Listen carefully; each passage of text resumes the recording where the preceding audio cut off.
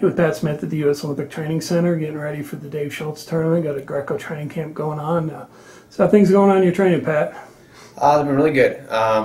It's been good being back home and training with Brandon Paulson, Dave Zuniga, and Dan Chandler, and all the legends back there. But it's also great to get out here and get with everybody else. You know, it's like seeing all your old buddies again. It's the first day of school, and we get to beat each other up for a week before we get to go wrestle in Shults. So it's fun.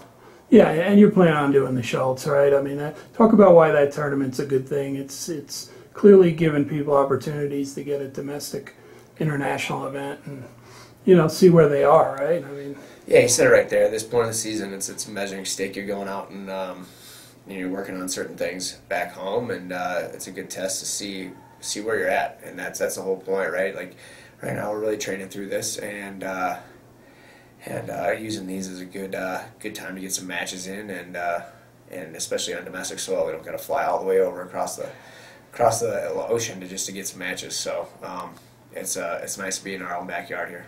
So as far as crossing the oceans and stuff, what's your next tour in your mind? Have you set your schedule prior to open? Yeah, I'm working that out right now. Either the Hungarian Grand Prix. I know they have a really good camp out there. So either that one or Denmark, or maybe even both. So right now, yeah, I'm trying to work it out, but definitely one of the two for sure. So you've been on national team for a while, and you've made the world team, right? Mm-hmm. What's it going to take in your mind to get back to where you are the guy that will be representing our country at the Worlds and Olympics?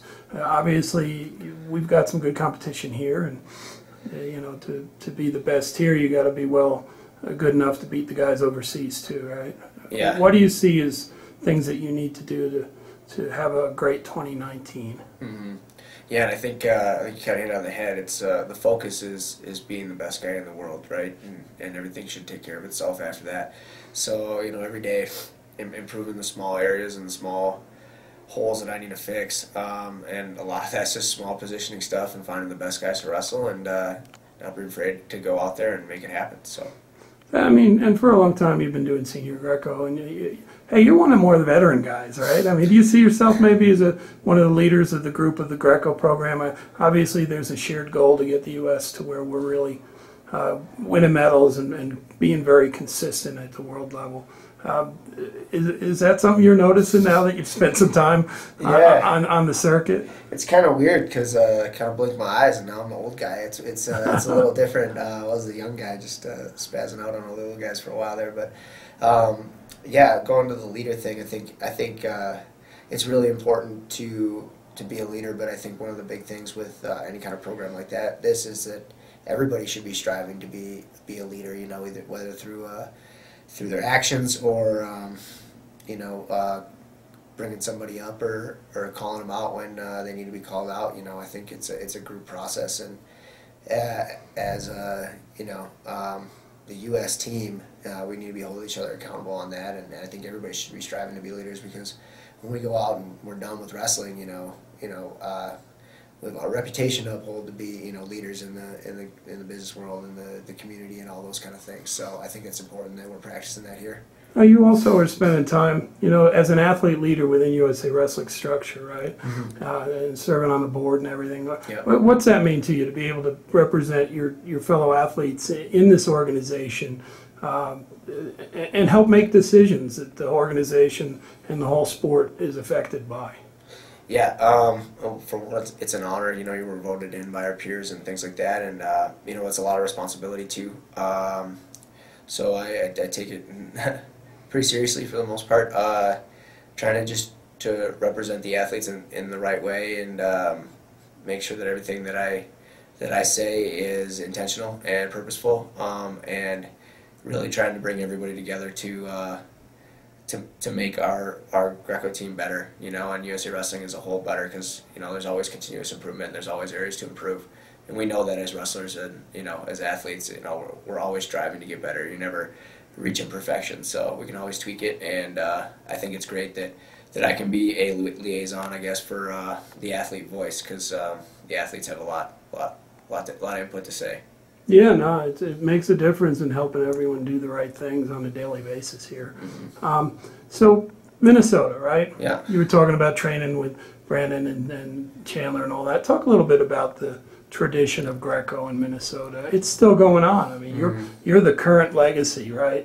But there's other young kids coming up too. Yeah, for sure. I mean, it's great. You know, it's cool being a part of that history. You know, it's been every Olympics since 1968. Minnesota's put a guy on the team, and it's well over 90% of the world team since that time.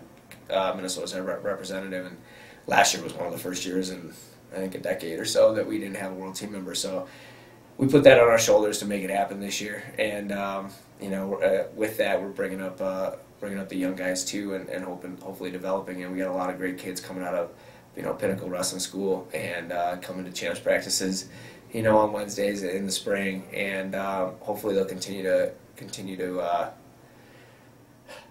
wrestle Greco and be the next, you know, world team, Olympic team members, and Olympic medalists. So what's a really successful 2019 look like to you? Yeah, for sure getting on the world team. That's probably goal number one, and then after that, getting myself in one of those medal matches and get my opportunity to be on the podium.